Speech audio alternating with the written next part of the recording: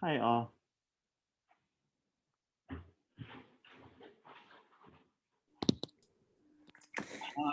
Hello. Hello. Hi. Can you hear me? Hi. Yes, I can hear you. I'm trying to figure out how to put my background on. But I can't see you. This is Callum from UNDP Beatriz. Thank you so much for doing this. It's hugely appreciated. We've had a great interest. So thank you. Thank you for inviting me.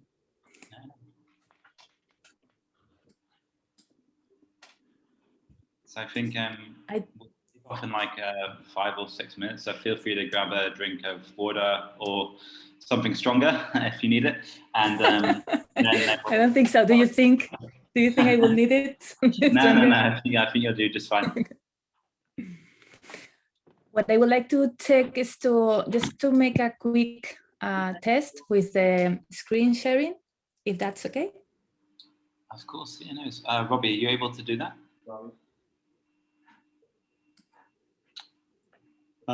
You should have access to screen share, Beatriz, already? Not yet. Hi, good morning.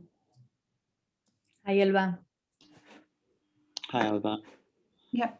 Erna is the host. I don't have any ability to... You right click on the side, you can make Beatriz a co-host, and then she should be able to share.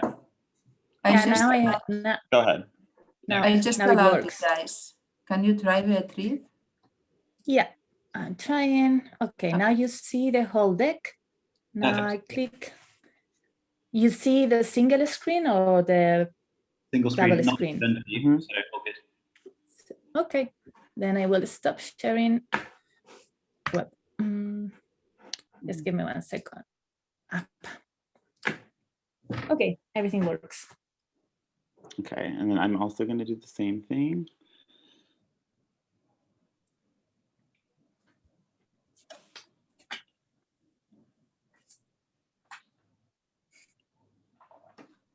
We can see it good. You can see it? Yeah, yep. and in good format. Perfect. Yeah. Probably turn your video off.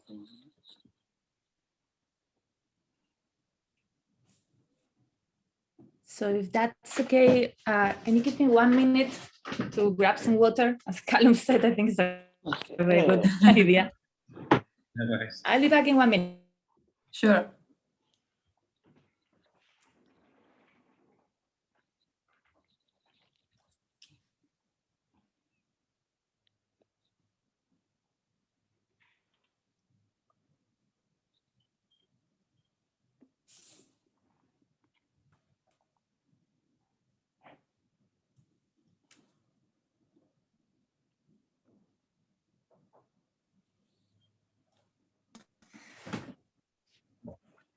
Okay. Beatriz, sorry for the hour. I was thinking that you mentioned in one of our meetings that you, from 11 a.m., it was more complicated for you because you had like more distractions. Yeah. No. This has, luckily, this has changed. So now this time it's good. But last 2 weeks, it was more complicated. No, it's okay. It's perfect timing, actually. Okay, perfect. Thanks for saying. No, I was just thinking about that after our call.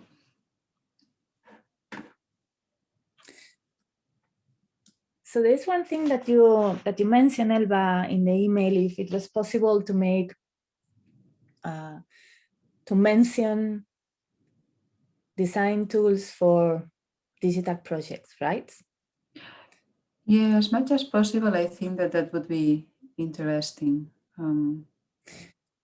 The thing is, and I wanted to clarify with you, because the thing is that this approach is quite medium or platform agnostic. Of course, I can.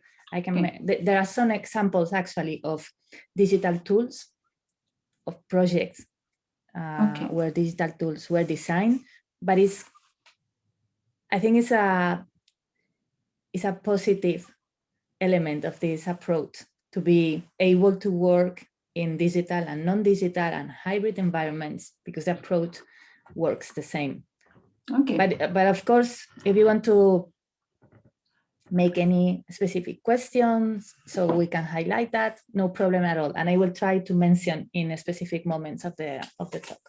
Okay, thank you, Beatriz. I think that we already have some participants. So maybe Robbie, Peter, I see that Abu Bakar, and so maybe we have already some of the audience here.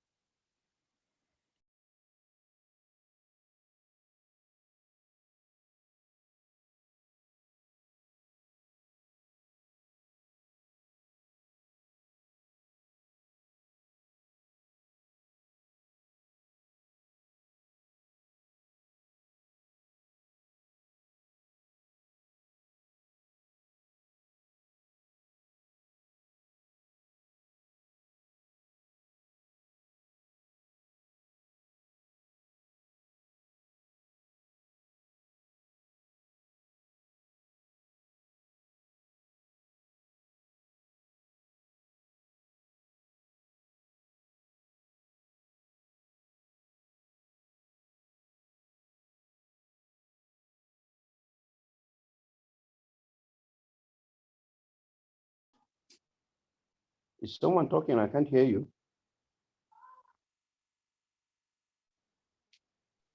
Hello, welcome. You're in the right place. Okay.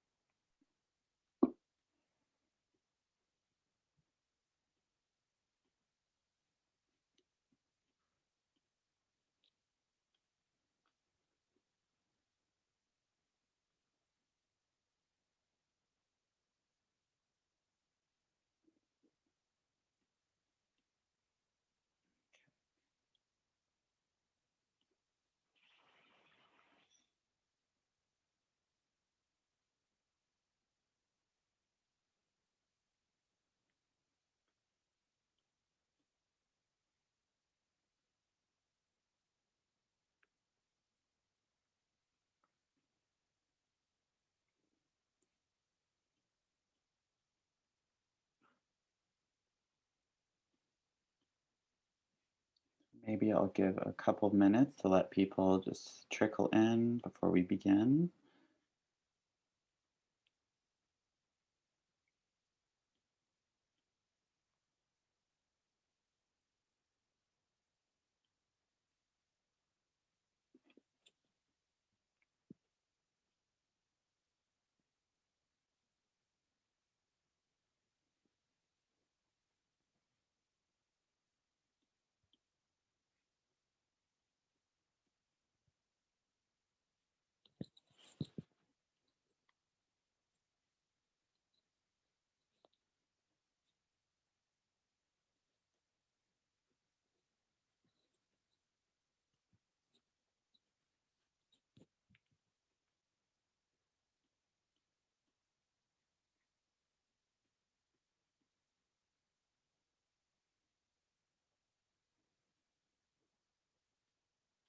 Okay, so I think we should get started a little bit.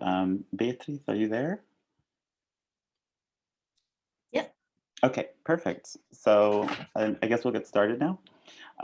Welcome everybody, and on behalf of the UNDP Global Center for Technology, Innovation, and Sustainable Development, thank you for making the time today to join the second session of our 2021 Smart City Training Series.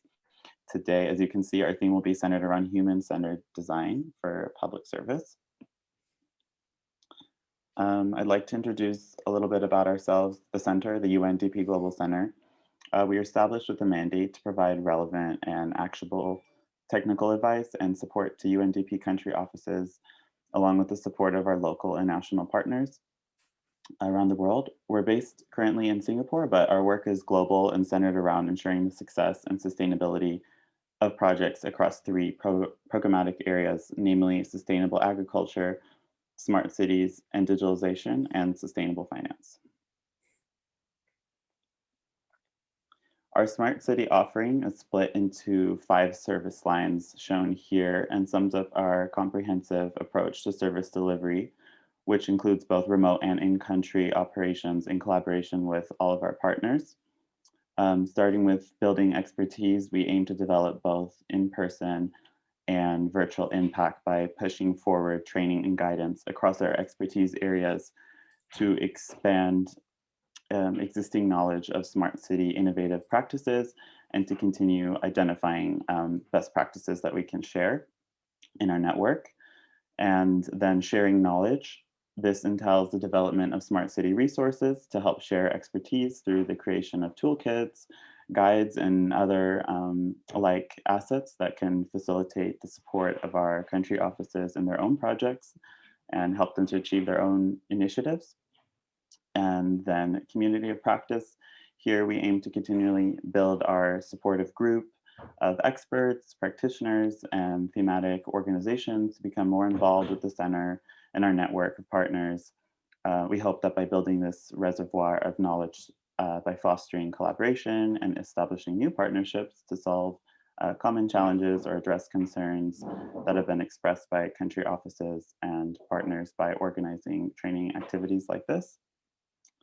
And finally, smart city delivery. This entails leveraging the center's expertise across the world to support the development of the relevant strategies of smart cities, such as the creation of pilot initiatives and ensuring the access to new and innovative technologies.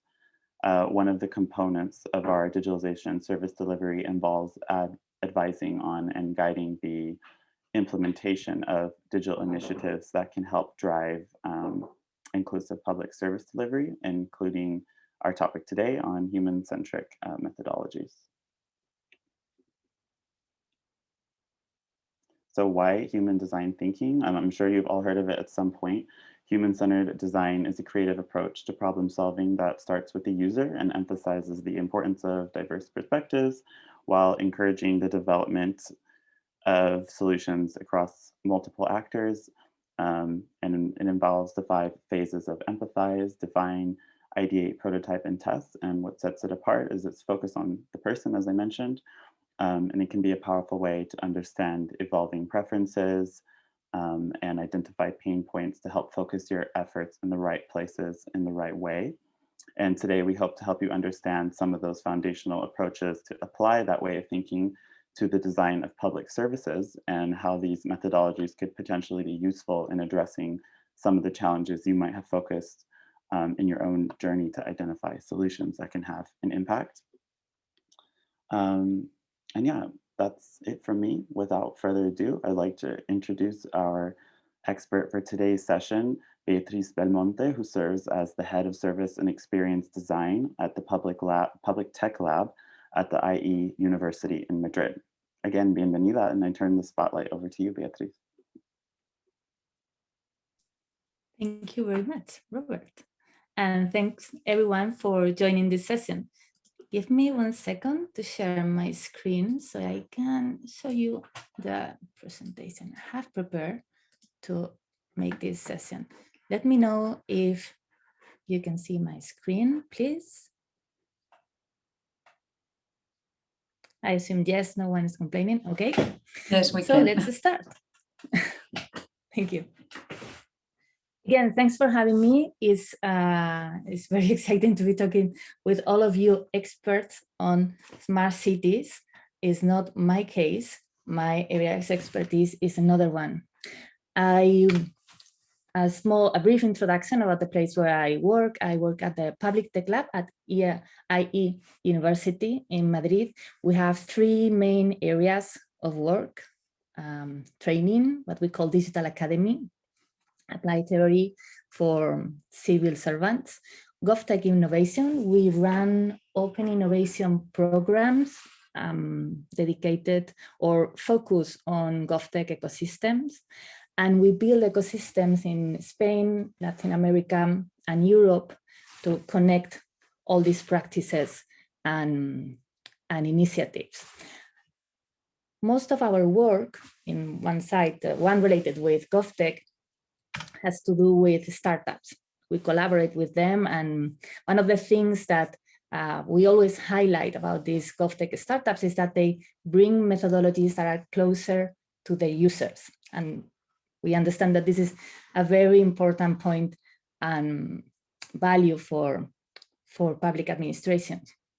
What we see the difference between startups and the other side of our project is that the size of the organization, right? The organizations grow and the teams get more and more far away from their audiences. We can call them users, customers, or citizens. And while they grow, they need processes, and they set up paper or e-work processes that increases the distance with these users. And suddenly these teams are designing solutions, or we are, when we are part of a big organization, are designing solutions that fit our desk realities and satisfies the demands of the processes more than the demands of the users, customers, or citizens. Governments happen to be the biggest organizations in any country, and their audiences one of the most challenging ones, because they include all the human spectrum of needs and motivations. And this is why this approach of human-centered design is especially relevant for public sector. Just to have a little overview of the region human-centered design, I think it's interesting to know that it emerged in the 1960s, last century, very close or very related with urbanism and architecture. A set of practitioners and thinkers start claiming for a more human scale in the way they approach it. They approach cities. At the same time, in the north of Europe, in these Nordic countries, a new way of relationship with citizens appear, named participatory design, which has had a big influence in the practice of human-centered design in public sector today.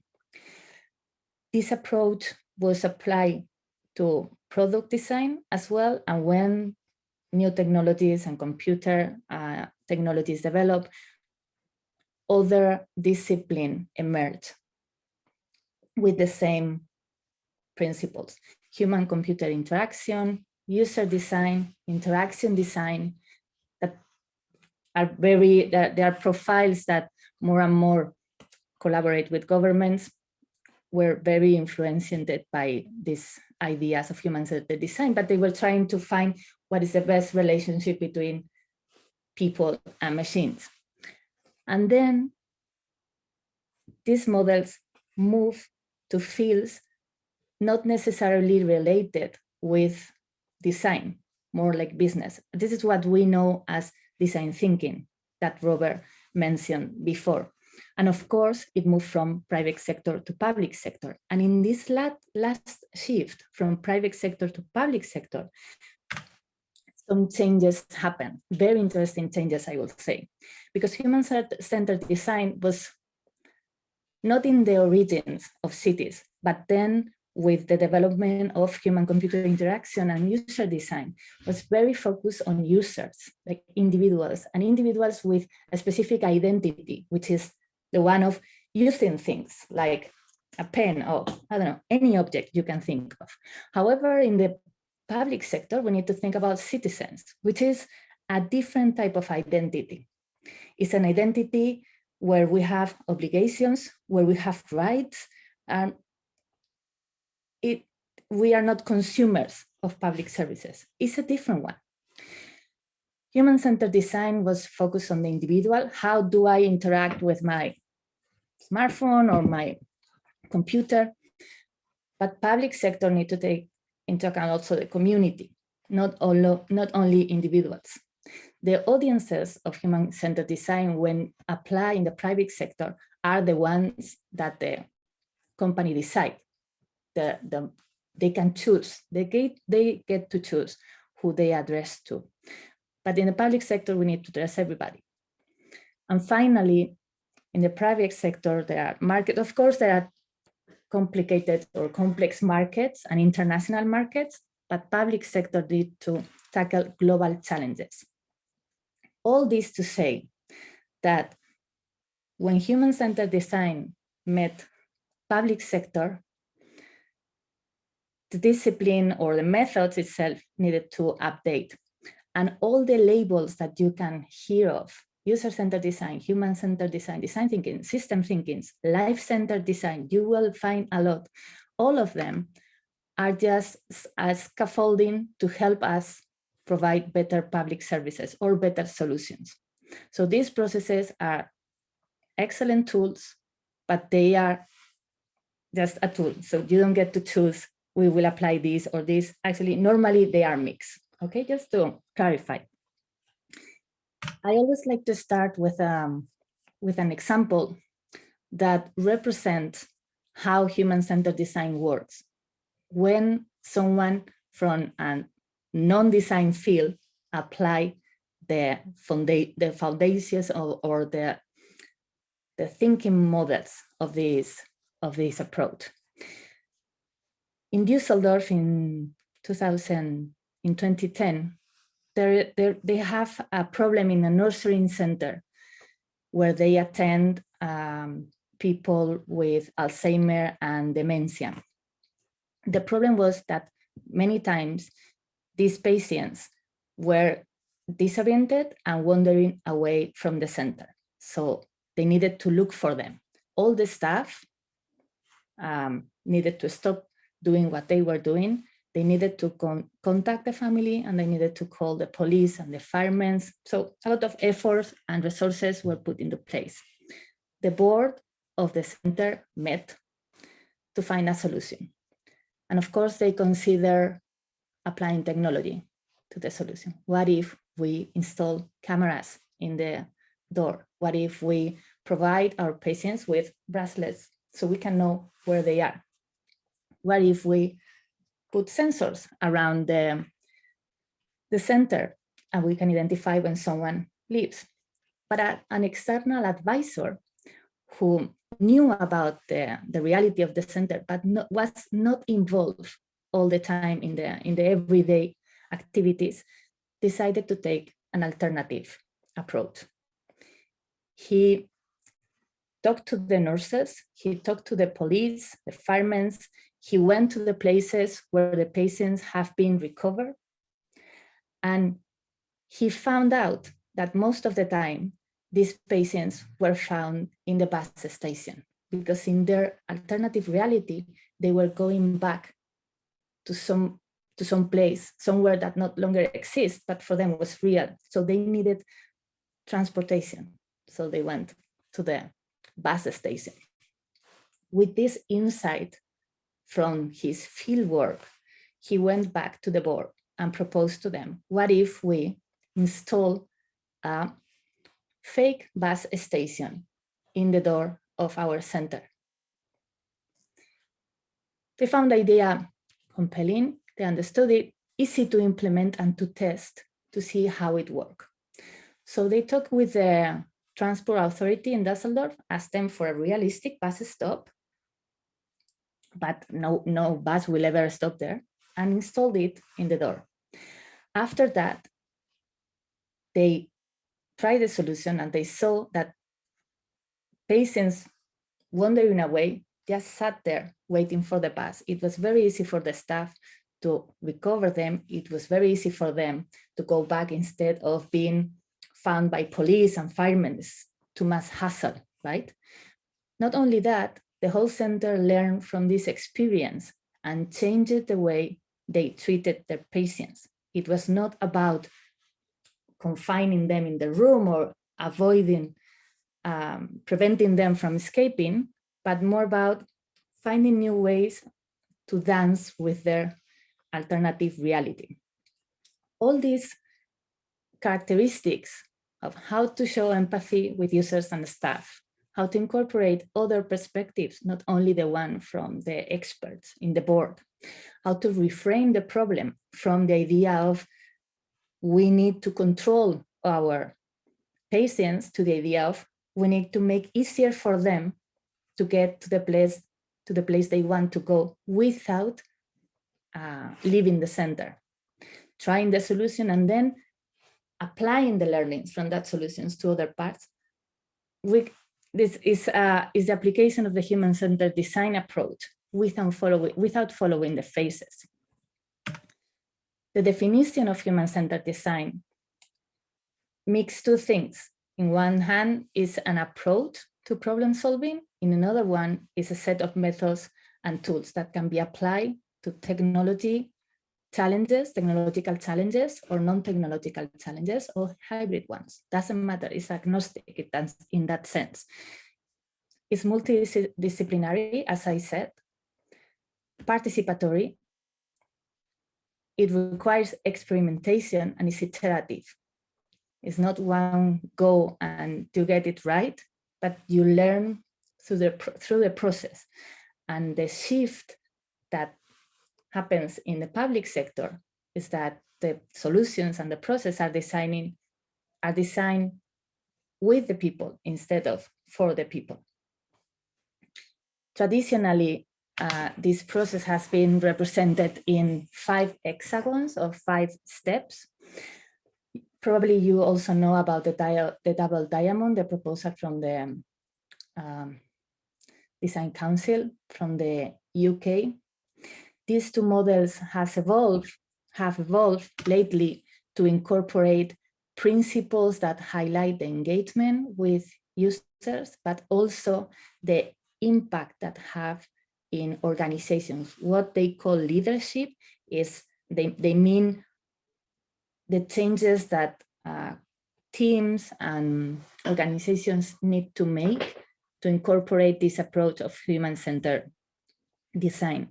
It can be applied to any kind of projects, I will say, any type of them, from touch points, like the interaction points in a service, like a form.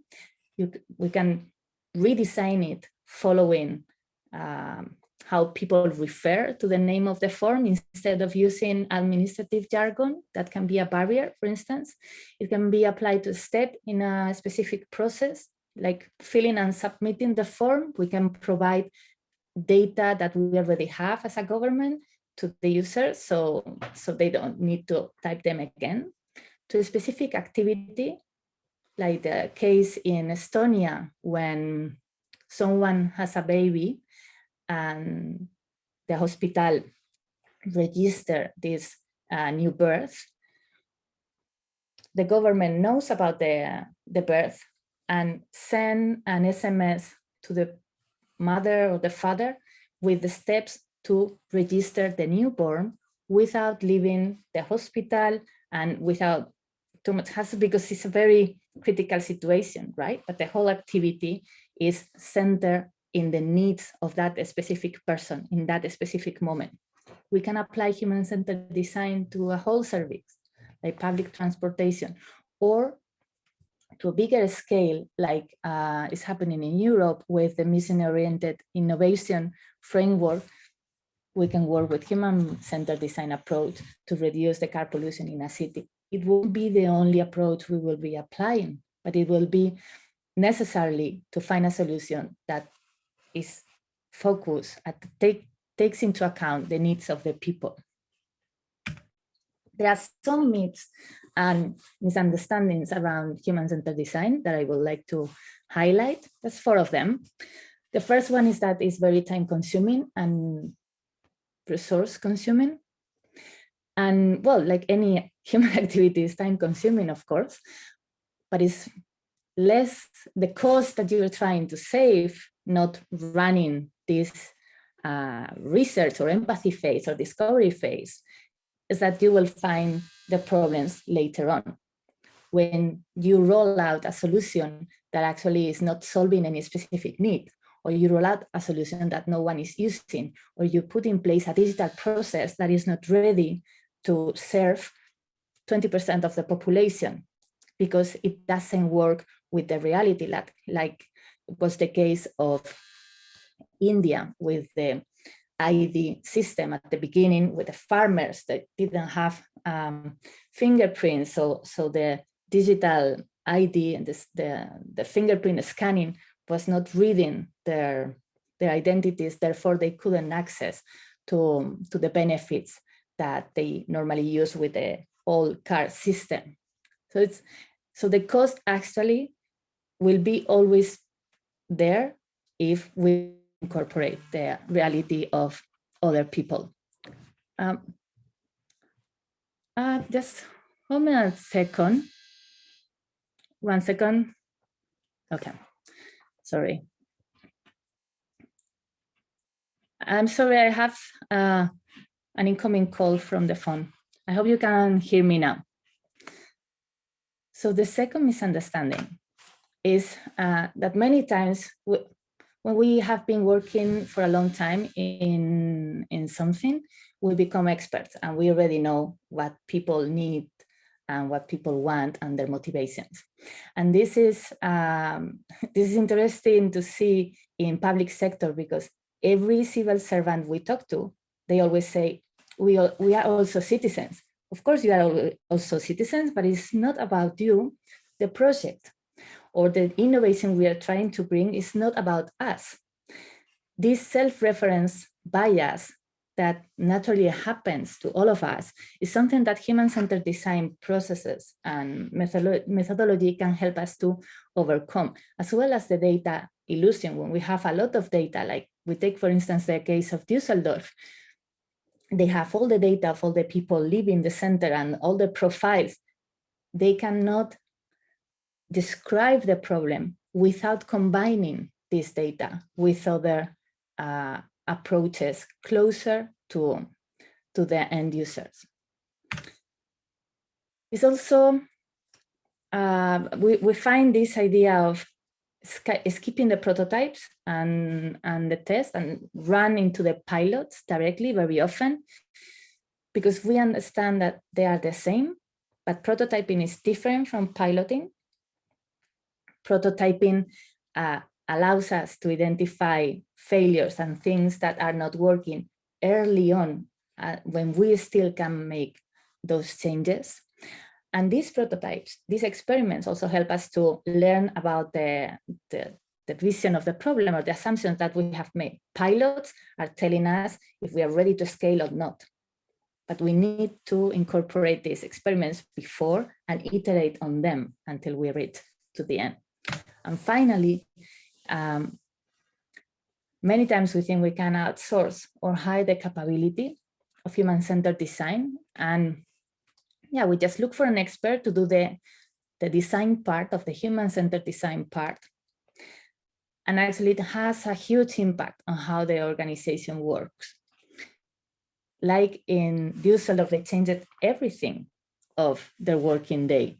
When you think about open data, for instance, how teams need to organize their activities and their working, the impact of human-centered design is similar. Or if you think in these images of working rooms with a lot of papers in the walls and post-its, which are there for a reason, not just because of innovation theater of aesthetics, you need spaces to collaborate. And you need the structures and the culture that allow this collaboration.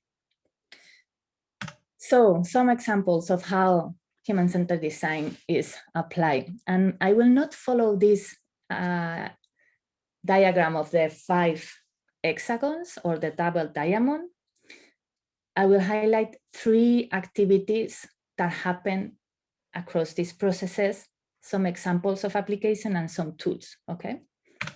The first one is the idea of legwork, field work, going outside. One of the main problems in big organizations and also governments is that this field research is usually outsourced to third-party providers or dedicated teams.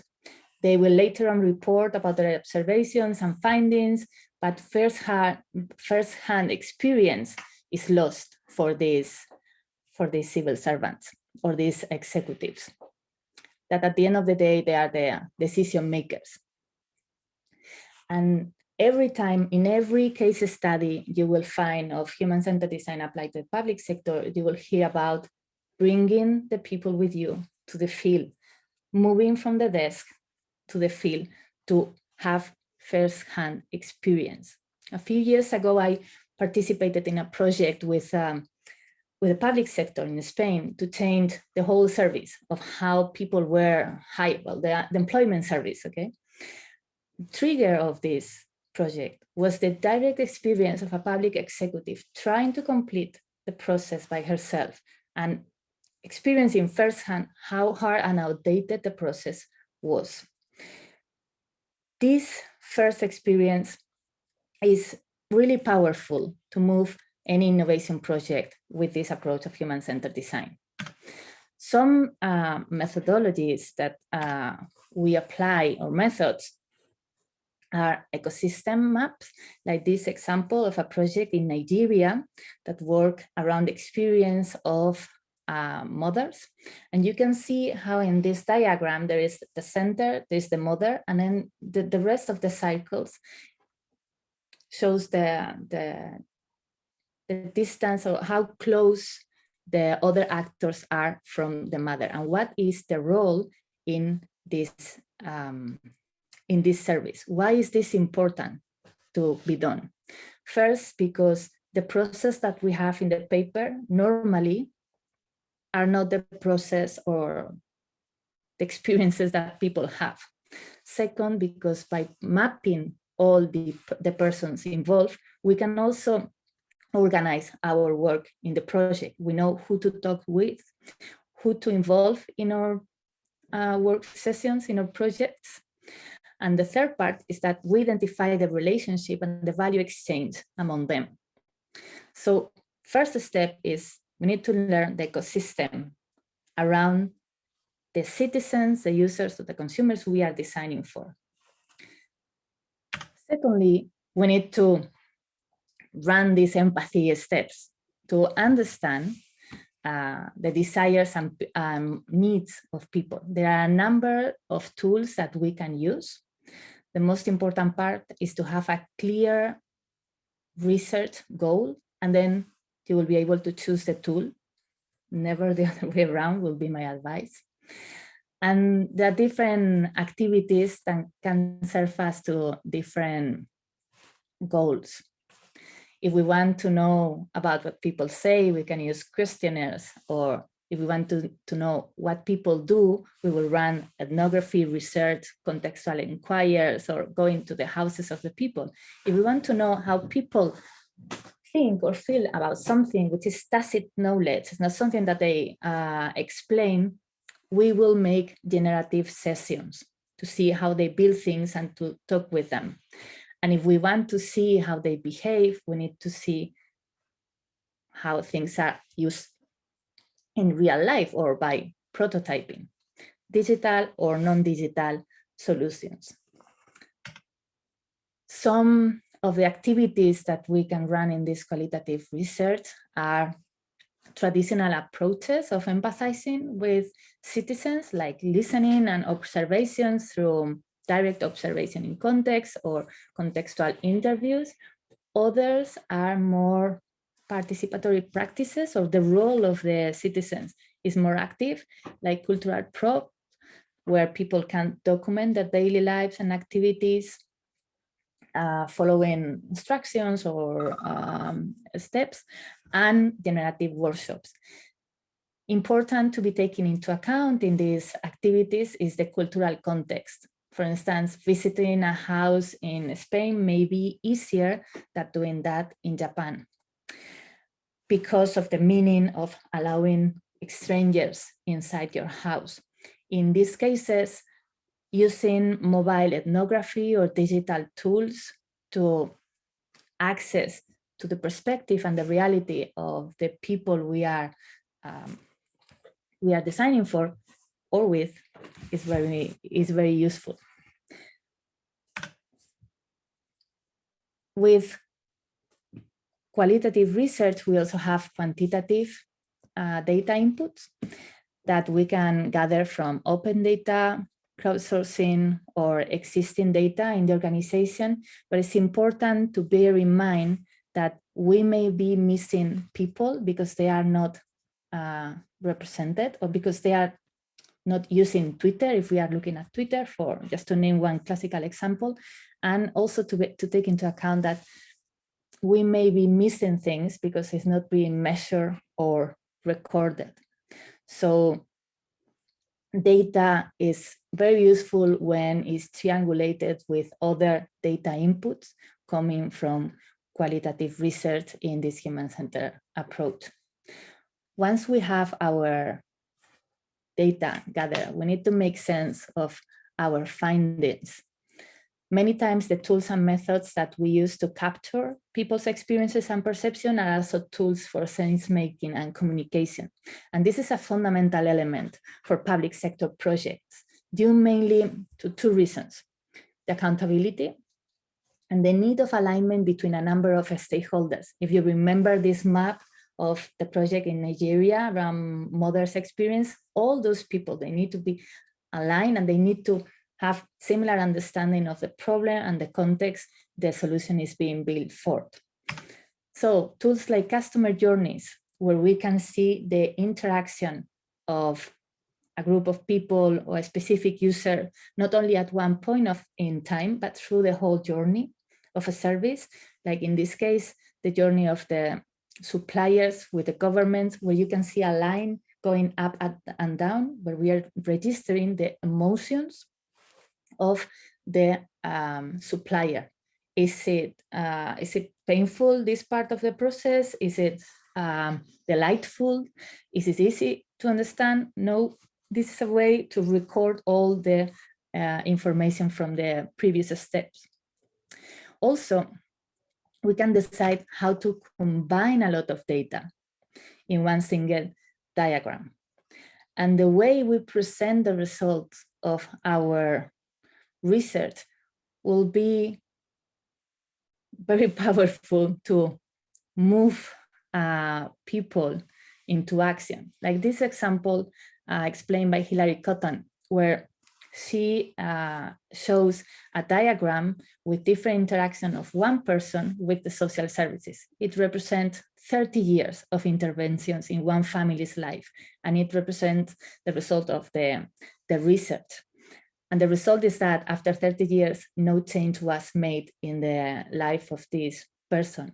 But it was not until the team saw everything together that they reacted. Because like in any big organization, we don't have the full picture. Human-centered design tools can help us to have that full picture and read things differently. How we change the way we read things. We have tools like affinity diagram, or we can reframe the problems. Data points can come from different sources. We need to cluster them and devise line of actions. Affinity diagrams help us to find patterns and themes with different data points. People from outside the team can be involved as well and contribute to a different perspective. And it's a good moment to to reframe the problem. If you know the example of the lift, it's very illustrative. community of users, they have a problem with the lift. People wait too long and they complain of the waiting time. So we can frame the problem in terms that the lift is too slow. This statement will take us to find solutions to increase the speed of the lift. But if the perspective is from the field of psychology, we may have a different frame. People perceive this waiting time as too long, and maybe the team will look for other solutions to mitigate that effect, like placing a mirror in the waiting area. Reframing doesn't change the problem, but opens up new possibilities that may be more suitable for the situation. So when working with these methods and tools, always make sure to incorporate this different perspective to define the problem you are addressing.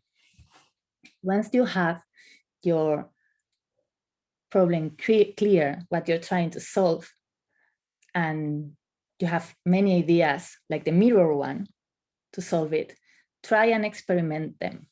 Paper and storytelling can hold everything.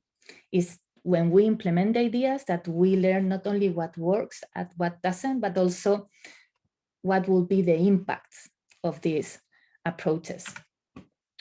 Prototypes and proofs of concepts and trying out are very easy at the beginning, can be very lo-fi, like drawing with Post-it, taking a snap with the phone and making an interactive prototype just to confirm that people understand the terms that we are using in our solution, for instance. The bigger the fidelity of the prototype, the harder the change and the more expensive the change. That's why this method insists so much in experimented in early stages. We talk about prototypes, but actually prototypes is just one type of experimental artifact. We can have proof of concepts or pilots when we are in the last stages. And as Christian Basson says, it can be in the public sector, an administrative process or policy initiative. We don't need to only prototype objects and digital platforms. Of course, we are very used to this kind of prototypes, like paper prototypes to show how an idea of an application works, that then will evolve into wireframes or digital prototypes that we can use to try different things with final users. Or when we are working in early stages, we can present our concepts and our ideas with scenarios and storytelling. And this is also useful to validate our assumptions about the audiences we are working for, because we gather feedback very fast. As you see, this is not a big investment in development, and it can be used for digital project as well. Here are two examples of prototypes in public services. In the first pictures, we have the project of death and bereavement services in Portugal.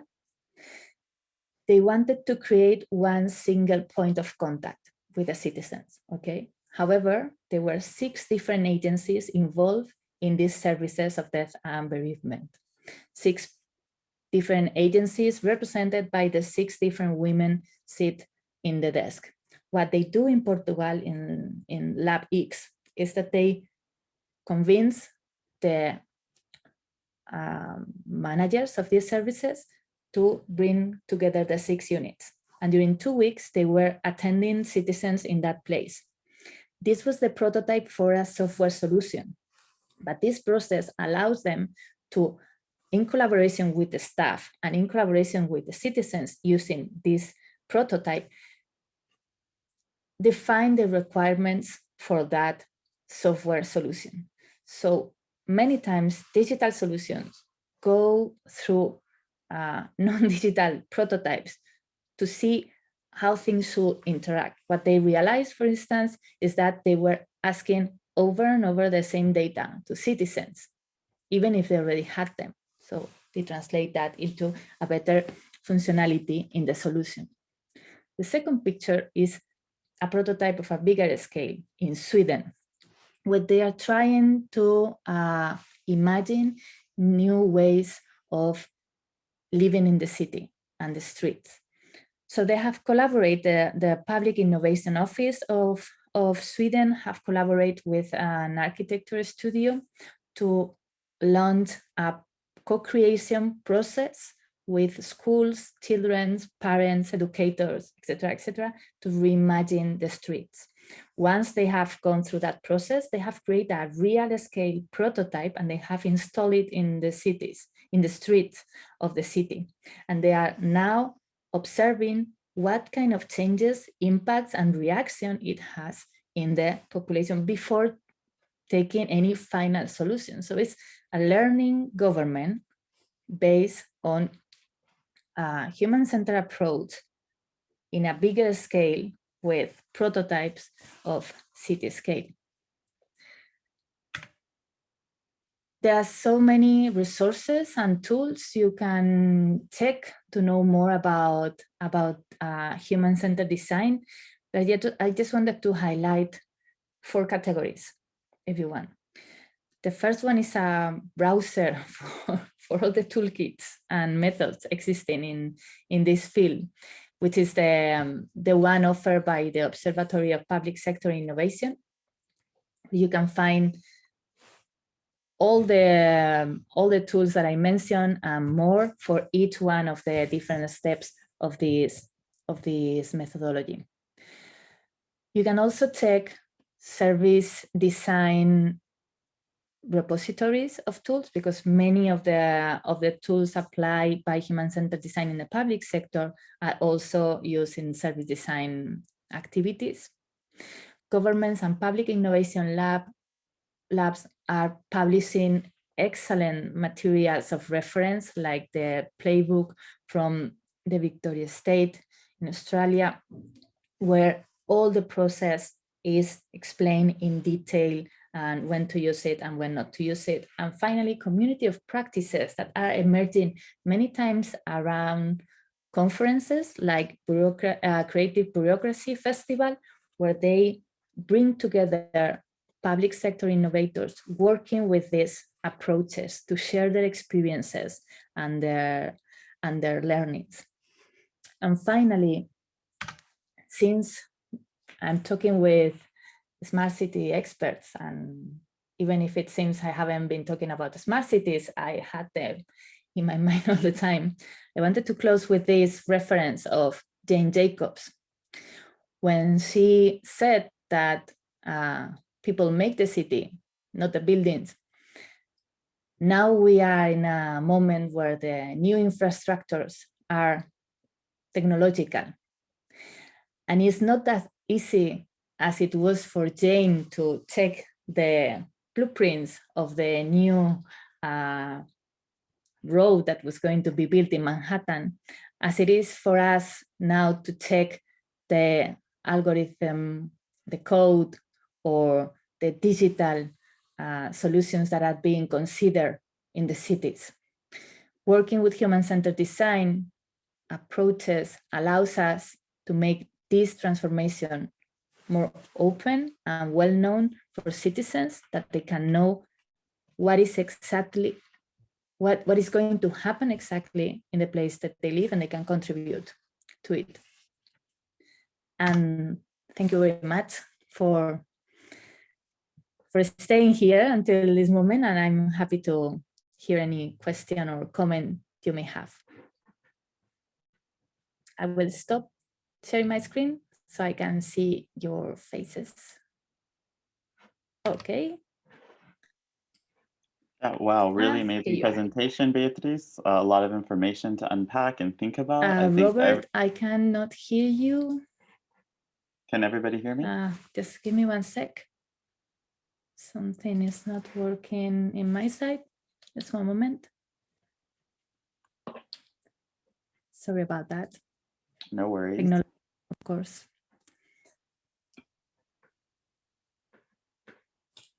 A second.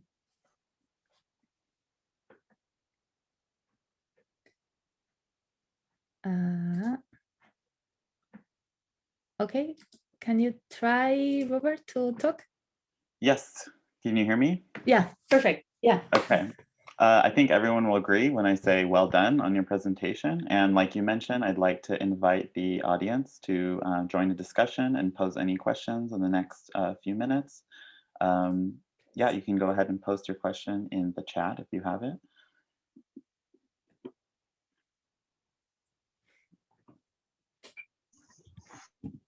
Or just speak out loud. Yeah.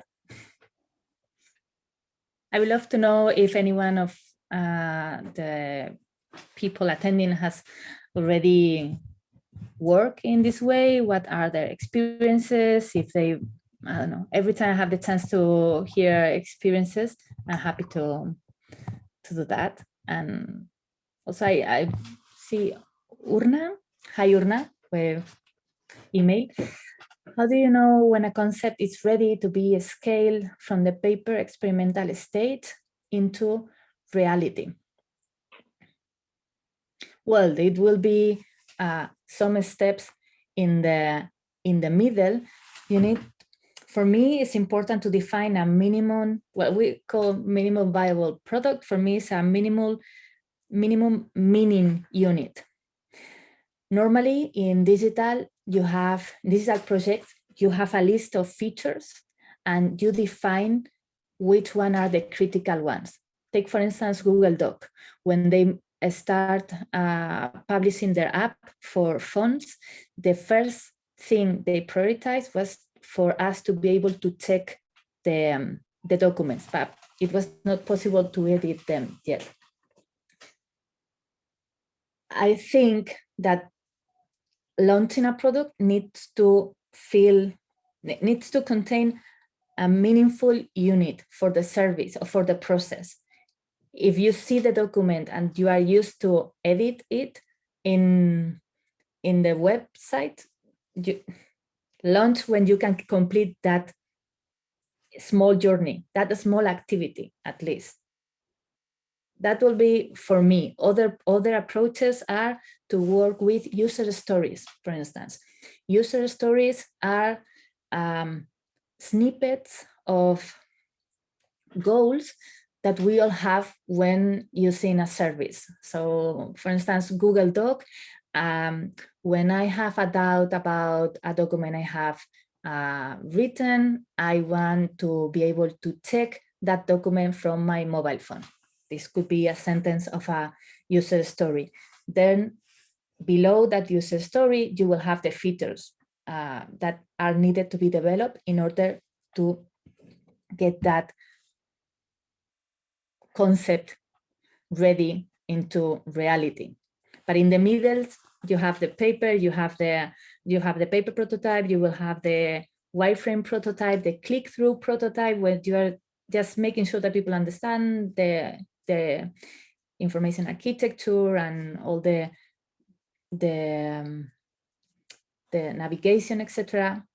And then you need to try things works properly, etc. So there are steps in the middle. You need to decide what is the minimum product for you to launch and how you will behave with that, because you will iterate that. Alan, Annie, can you give examples of reframing very difficult social issues in cities? Yes. You have one great reference in the experience of design for crime. Design for crime decide to design objects that instead of punishing thieves, they make it very hard for them to steal a bike, for instance, because the object they make, and they were reframing the approach in terms, it's not about punishing, it's about making it harder. Or in pet shelters, for instance, there is an example in the United States where they have a problem of they were running out of space for admitting more pets, and they formulate the problem in terms of we don't have enough space, we need more space. And one association working in the sector approached the problem differently, saying, well, the problem is that too many people are bringing their pets here because they cannot keep them at home. Why can't these people keep these dogs or these pets at home? When they start working with this approach, which was translated in an interview with any dog owner going to the association, and they asked, do you really want to leave the pet here? Many times the answer was, no, we don't, but we don't have money to pay for the food of the pet, and I need to choose between feeding my kids and feeding the pet. And this association helped them to navigate through other channels, and they managed to reduce the number of animals in the shelters by 30%. Yeah, just by reframing the problem this way.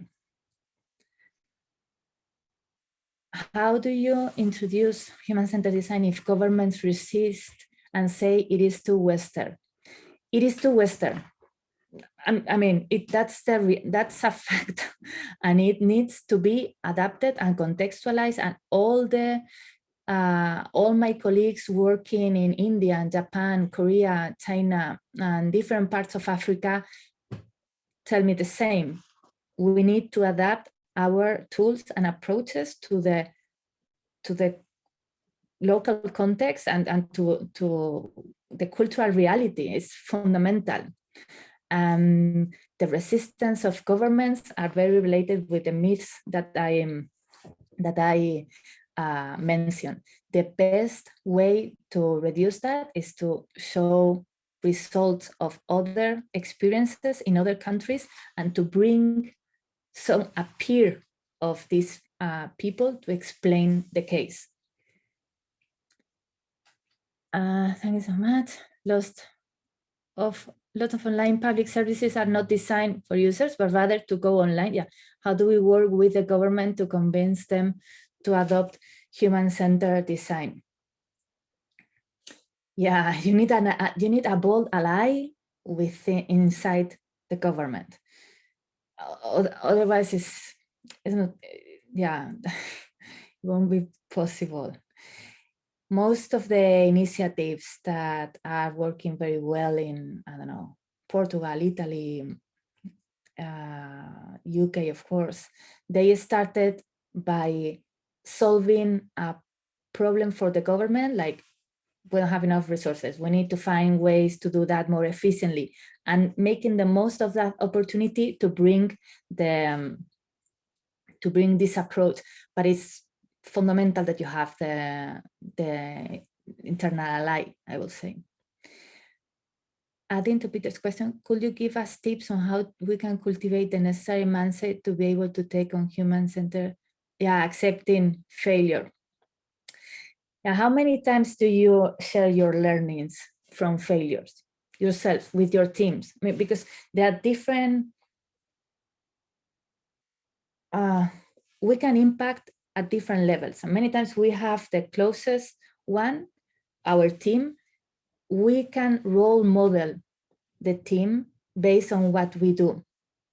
For instance, in any project, we can run retrospectives at the end to find out the things that we have learned and the things that we want to be done differently in the next time. So this way we are turning failure into learnings and into something available to improve. To incorporate human-centered design as accepting failure, I would say that prototype everything that you can. As you see, is you can do it just with one paper. It can be really low-fi, but it's the shortest way to prove an hypothesis, right or wrong, and to move on instead of having endless theoretical discussions based on really thoughtful reports, but very hard to apply. So try things out, even if it's with one paper. Just get on the street and try things and come back and make this inception of the doubt of maybe you should try again. This is a great learning point. Just to question, how do you analyze information on qualitative research on citizens, and how long in general do you think might take to prototype after initiating this research? First question, how do you analyze? You have different tools, methods. This affinity diagram that I share is one of them, where you can map, you will have clusters of topics, and you need to work that with other people from other areas or from other parts of the map. It's an iterative process, and it's never fully done. I mean, you need to decide, okay, we have learned about an essential need, and here we can work with that need. I couldn't, yeah, it will be like one specific session about that, but this kind of tools of affinity diagram or Ishikawa diagram, the fishbone diagram is called as well, can help you to analyze that information. How long in general? You can start prototyping from the beginning. Many times the research is done with prototypes, because like critical design does, I can research on how people behave in the street, to street photography, just by being in the middle of the street and creating some situations. Or I can research with a new prototype of an invisible pencil, creating a fiction with a role play. You can prototype from the very beginning. I will say from the moment you have an idea, try it out. What are the challenges that you have faced while incorporating human-centered design in the project journey?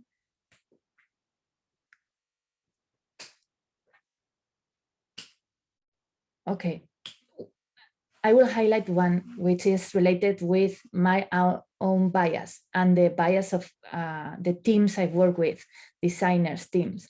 When we start working with public sector, we underestimate their organizational culture and reality. And we thought that we knew it all and that we could teach them to be like us or something. It's a huge mistake,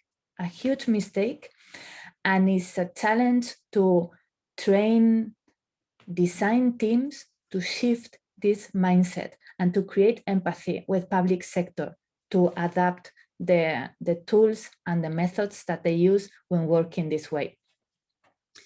How can we educate the students to study human-centered design as subject in schools? There are some experiences of the schools applying design thinking. As I said, it's different level with many shared principles. And they are trying it out with kids, for instance. They propose projects where the kids need to go through the research phase. They need to analyze the information and then propose ideas and implement them to see how they work. Normally it's through projects, and it's an applied learning, I would say, more than a theoretical one. What is the difference between human-centered design and Google Design Sprints? Is Google, yeah, they share many points, but Google Design Sprint is a methodology very useful to work in the solution space, when you know what you are going to do and you need to learn, or you need to have more information about how to do things. And you are working in very defined environments. If you are working in an environment, in a project like the one from Portugal or the one from Sweden, there's no sprint you can do, at least at the beginning. Yeah, I think that concludes our Q&A session. Thank you, Beatriz. Just want to leave you Thank guys you. with a reminder that we will have another Smart Cities training in a couple of weeks on March 25th. Please keep an eye out for that in our newsletter with future events and trainings that you can follow if you're interested. There'll also be a post-webinar survey coming your way. Please take a couple of minutes to complete it. It will help us immensely to identify what you're interested in, what you want to hear about in the future. And with that, I wish you all a wonderful day or evening wherever you are. Thank you very much. Thanks for your question. Very interesting. Bye-bye. Thank you, Beatriz.